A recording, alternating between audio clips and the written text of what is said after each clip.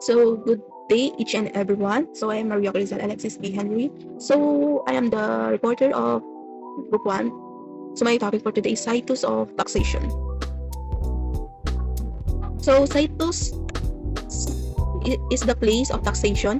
It is the tax jurisdiction that has the power of levy taxes upon the tax object.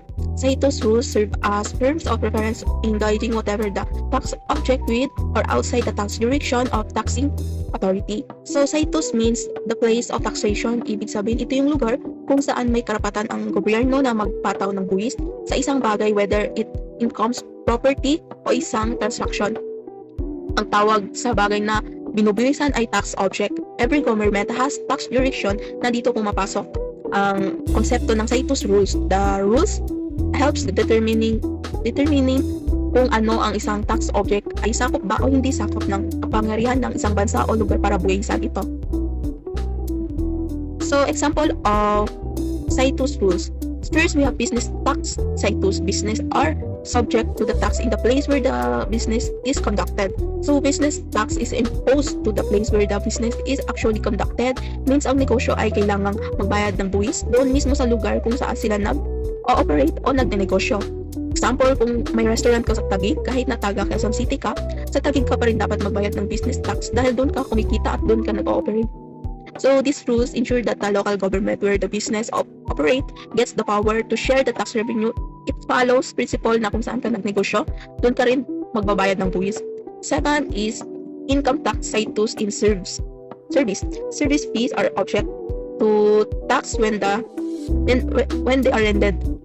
So, service incomes or fees are subject to the tax in the place where the service is actually rendered. Ibig sabihin, kung saan mo ginawa ang serbisyo, doon ka pa rin dapat buwisan. For example, kung isang engineer ang nag-render ng service sa Davao kahit na taga Manila siya, ang kita niya mula sa service na iyon ay taxable sa Davao kasi doon niya ginawa ang trabaho. So, these Citus rules ensure na tax is imposed fairly based on actual location of the activity or service. Hindi ito based kung saan nakatira ang service provider, kung hindi kung saan ginawa ang serbisyo mismo. So, third is tax Citus on sale goods. So, the gain on the sale is subject to tax in the place of sale. So, when the goods are sold, the incomes of gain from the sale is taxed in the place where the sale is actual happened. Ibig sabihin, kung saan naganap ang bentahan, dun din dapat buwisan ang kita. Example, nagbebenta ka ng produkto sa Davao, sa Baguio, kahit na taga Laguna ka, ang gain o kita mula sa bentahan ay taxable sa Baguio kasi doon nangyari ang sale. These Citus rules follows idea that tax should be imposed where the economic activity happens, meaning kung saan nagkaroon ng actual transaction or change of goods. Fourth is property Citus. Properties are taxable in their location. So, properties like land or buildings are subject to the tax based on their physical location. Ibig sabihin, ang buwis sa property ay binabayaran kung saan mismo located ang property regardless kung saan nakatira ang may-ari. So, these Citus rules based on idea na the place where the property is located has the right to impose taxes on it. Kasi sila ang nagbibigay ng service like security, infrastructure, and maintenance sa area. Next. So, last, personal tax Citus. Persons are taxable in their place of residence. So, individuals are taxed by their place for residence. It means, ang isang tao ay kailangan magbayad ng buwis doon sa bansa o lugar kung saan siya officially nakatira o residente. This Citus based on principle that a person receive protection and benefits from their place of residence like public service, kaya dapat doon sila mag-contribute through the tax. So, another fundamental doctrine is taxation. So, first we have Marshall Doctrine. The power to the tax involves the power to destroy. So, taxation power can be used as instrument of policy power. It can be used to discourage or prohibit unreasonable activities or corruption, such as taxation power carries with the power of destroy. So, the Marshall Doctrine states that the power to the tax involves the power of destroy. Means ang kapangyarihan ng gobyerno na nagpapataw ng buwis ay nagpapalakas, kaya itong gamitin hindi lang para kumolekta ng revenue kundi para kontrolin o pigilan ang ilang gawain. Taxation can be used as a tool of policy power. For example, pwedeng taasan ang buwis sa sigarilyo at alak para mapababa ang paggamit nito. This show that tax can be used to discourage harmful or understandable activities. So second is homeless doctrine. So, taxation power is not the power to destroy while the court sits. So taxation power may be used to build or encourage beneficial activities or industries by the grain of tax initiatives, while the Marshall Doctrine that and the homeless doctrine appears to contradict each other, both actual employed in practice. So the homeless doctrine state that the power to the tax is not the power to destroy, while the current state, ibig sabihin kahit malakas ang kapangyarihan ng gobyerno sa taxation, hindi ito absolute, may limitation ito. At ang korte ang nagbabatay para hindi maubos ang tax power. Unlike the Marshall Doctrine na nagsasabing tax can destroy. Homeless doctrine emphasizes that taxation can also be used to promote or encourage good activities. Halimbawa, pwedeng magbigay ng tax initiative or exception ang gobyerno sa mga industries and beneficial gaya ng renewable energy or education. Kahit parang magkakasalungat ang Marshall at homeless doctrine, ginagamit naman sila pero pareho sa totoong buhay. Depende kung ang layunin ng gobyerno ay mag-discourage o mag-promote ng isang bagay. So the law are generally prospective, meaning they apply to the future event or activities. Ibig sabihin, ang mga bagong batas na ipinasa ay hindi dapat pwedeng mag-retroact o mag-apply sa mga nangyari na bago pa maipasa ang batas. According to the Constitution, ex post facto law, yung mga batas na nagbabalik tanaw are prohibit. This ensure na hindi na pwedeng parusahan o patawan ng buwis para sa isang bagay na ginawa mo bago pa maipasa ang batas. So next, non-compensations or sell-off. So taxes are not subject to the automatic set-off or compensation. The taxpayer cannot delay payment of tax to wait for the resolution of lawsuit involves his pending claims against the government. So taxes are not subject to automatic set-off or compensation. Means hindi pwedeng offset ang taxpayer ang kanyang buwis laban sa anumang pending na kaso o reklamo niya laban sa gobyerno. Hindi ito tulad ng ibang uri ng utang na pwedeng i-compensate o i-set off ang mga pagkakautang. So these rules ensure that tax collection remains timely and efficient and prevent taxpayers from delaying their tax payment based on the other issue. Next is non-assessment tax of taxes.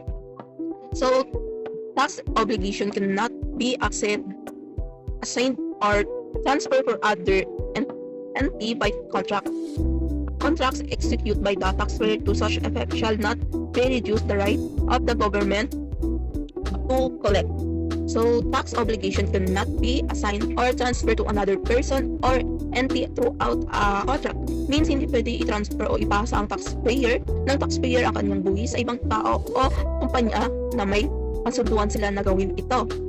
So this ensure that government's rights to collect taxes is protected and the responsibility to pay taxes remain with the taxpayer.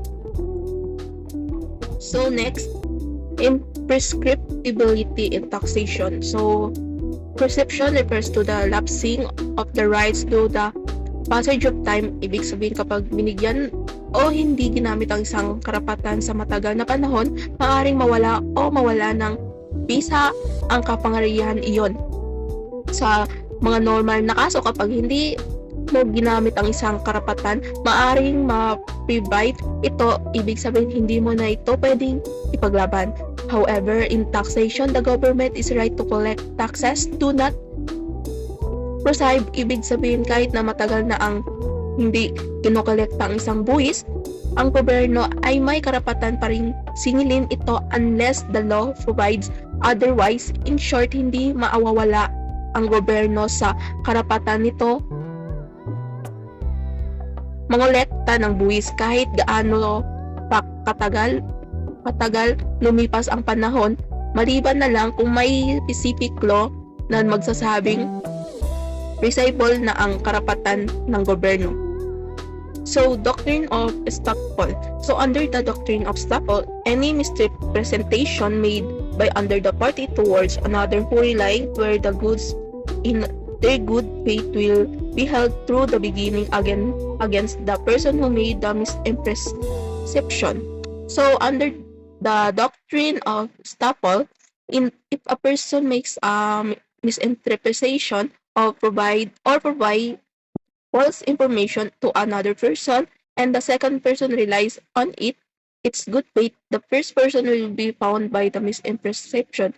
Ibig sabihin kung may nagsabi na hindi totoo at pinaniwalaan ito ng iba ng maayos, hindi pwedeng mag-backtrack o magtanggi yung unang taon sa sinabi niya. So this ensured that the people held accountable of their statements or action, especially if the case another person to take action based on that information. So judicial non-reference. Generally, courts are not allowed to issue injunction against the government's pursuit to collect tax as they should unnecessarily defer tax collection. This rules is anchored on livelihood doctrine. So junction non-reference means that court generally cannot stop or issue an injunction against the government effort to collect taxes. It means hindi pwedeng pigilan ng korte ang gobyerno sa pag-ngolekta ng buwis kasi makakaantala ito sa normal na proseso ng pagkuha ng mga buwis. So this rule is based on the livelihood doctrine, which state the taxes are livelihood of the governments. Without tax, the government cannot function properly. Kaya para sa maayos na pagpaandar ng gobyerno, hindi pwedeng hadlangan ng korte ang proseso ng pagkolekta ng buwis. Ang layunin nito ay para hindi ma-delay ang pagkuha ng mga kinakailangang pondo para sa mga public service. 9. Strict construction of tax law. When the law clearly provides for taxation is the general rule unless there is a clear exception. Hence, the maxim, taxation is the rule, exception is the exception. So, under this principle, strict construction of the tax law, taxation is considered the general rule, meaning that by the default, people business are required to pay taxes. Taxes are imposed unless the law clearly provides for an exception. Means ang buwis ay ipapataw maliban na lang kung may malinaw na exception na nakasaad sa batas. This follow the maxim, taxation is the rule, exception is the exception. Kaya nung walang specific na exemption sa batas, ang mga tao o negosyo ay kailangan magbayad ng buwis. Walang wastong explanation, kailangan ito ay malinaw na nakasaad sa batas. Next is double taxation. Double taxation occurs when the same taxpayer is taxed twice by the same tax jurisdiction for the same thing. So double taxation happens when the same taxpayer is taxed twice for the same things by the same tax jurisdiction. Means ang isang tao o negosyo ay binubuwisan ng dalawang beses para sa parehong bagay o transaction. Kahit na isang jurisdiction lang ang nag-implement ng tax. So next is types of double taxation. First is direct double taxation. This occur when all the elements of double taxation exist for both imposition. So direct double taxation happens when all elements of double taxation are present in the same time. This means the same taxpayer is taxed twice by the same taxing authority on the same subject matter for the same purpose and during the same tax period. Second is indirect double taxation. This occurs when when at least one of the secondary elements of double taxation is not common for the both imposition. So indirect double taxation happens when at least one of the secondary elements of double taxation is missing or different between two taxes. Next, so escape from taxation. Escape from taxation is a mean of available to the taxpayer to limit, even avoid the impact of taxation. So escape from taxation is referred to the different way a taxpayer can legally or sometimes illegally less or avoid the burden of paying tax. Those strategy are or action that reduce the amount of tax a person or business need to pay. In in simple terms, it's mean finding way to limit or avoid the impact of taxation, whether by using legal method like exception or deduction, or illegal method like tax evasion. So next is categories of escape from taxation. First, we have those that result in a loss of government revenue. So first, tax evasion, also known as tax dongding, refers to any act of or trick that tends of illegally reduce or avoid the payment of tax. So tax evasion, also called tax dongding, refers to any illegal act or shame by which a taxpayer technically avoids paying the correct amount of tax due to the government. This may include actions such as underreporting incomes, inflating deduction, paying to file tax returns, or hiding money in offshore account. Tax evasion is serious offense because it's declared reduce the government ability to collect revenue that needed to fund public service and development project, unlike legal tax savings methods such as tax avoidance. Tax evasion is a crime act and possible by law. So second is tax avoidance, also known as tax minimization, refer to any acts or trick that reduce or totally escape tax by any legally permissible means. So tax avoidance, also known as tax maximization, refers to the use of illegal method and strategy by taxpayer to reduce or eliminate their tax liability. This means the taxpayer is arranging their financial affair in such a way that they pay at least amount of tax possible but still with the bounds of the law. Example of tax avoidance include claiming allowable deduction, exception, tax credits, and choosing investment that have tax benefits. Unlike tax evasion, tax avoidance is not illegal. However, while it follows the law, it may be sometimes be viewed as unethical, especially is if the taxpayer is exploiting loopholes in the tax system to avoid paying their fair share of tax. So next is tax exception, also known as tax holiday, refers to the immunity, privilege, or freedom from being subject to a tax which other subject to. Tax exception may be granted by the Constitution, law, or contracts. So tax exception, also known as tax holiday, refers to the privilege or legal freedom granted to 13 individuals, organization, or transaction which allow them to not pay a tax that should normally apply to others. In short, it is a form of immunity from taxation.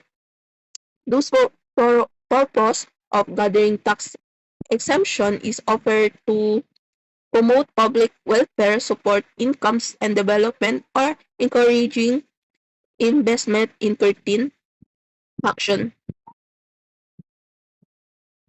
So next is do not rule in loss of government revenue. First is shifting. So this is the process of transferring the tax burden to another taxpayer. So shifting refers to the process of transferring the burden of a tax from the person or entity legally required to pay it to another person, usually the final consumer. This means that while the government still collects the full amount of tax, the actual cost is based on two form of shifting. First, we have forward shifting. This is the shifting of tax with follow the normal flow of description from the manufacturer to wholesaler, retailers to consumer. Forward shifting is common with essential commodities and services such as food and fuel. So forward shifting happens when the tax burden is passed on the next buyer to the supply chain, following the normal description of product flow from the manufacturer to the wholesaler, then the retailer to and finally to the consumer. So next is backward shifting. So this reverse of forward shifting. Backward shifting is a common with non-essential commodities where buyers have considerable market power and commodities with numerous substitute products. So backward shifting is a opposite of forward shifting. Instead of passing the tax forward to the consumer, the tax burden is published back to the supplies or produce. This usually occur when the buyer has strong bargaining power, such as market, which many substitutes products or non-essential goods. The seller forms the lower their price and absorb the tax themselves. So the supplies or the manufacturer bears the cost of tax. Last is onward shifting. This refers to any tax shifting in the distribution channel that exhibit forward shifting or backward shifting. So onward shifting is a general terms that refers to any kind of shifting that occur to the description process, whether forward or backward. It simply means that tax is not burdened by the originally charged but transferred to the someone else, also the supply chain. Second, capitalization. These patterns to the adjustment of the value of the asset accused by changing the tax rates. For instance, the value of mining property will correspondingly discharged when mining output is subject to the higher taxes. This terms of backward shifting of tax. So capitalization refers to adjustment in the value of asset due to change in the tax laws or tax rates. When taxes related to the use of incomes of property encourage the market value of the asset often discharged because of the expected income from it reduced. For example, if a government increase the tax on mining output, investor or buyers will be expect lower profits from owning mining property. As a result, the price or value of that mining property will discourage in market. So third and last, transformation. So these patterns that eliminate of waste or lose by taxpayer from saving the components from the tax imposition or increase in the taxes. So last or third, transformation. So these patterns to the elimination of waste or losses by the taxpayer from the saving to complement for the tax imposition or increased taxes. So transformation refers to the taxpayer internal effort to absorb the tax burden by improving efficiency rather than passing the tax on the other to another. This done by eliminating unnecessary costs, waste, or loss in the business operation to creating saving that can over the additional tax expense. So transformation is either forward for backward shifting. It is a way to internally mining the tax impact to the better operation. So that's all. Thank you.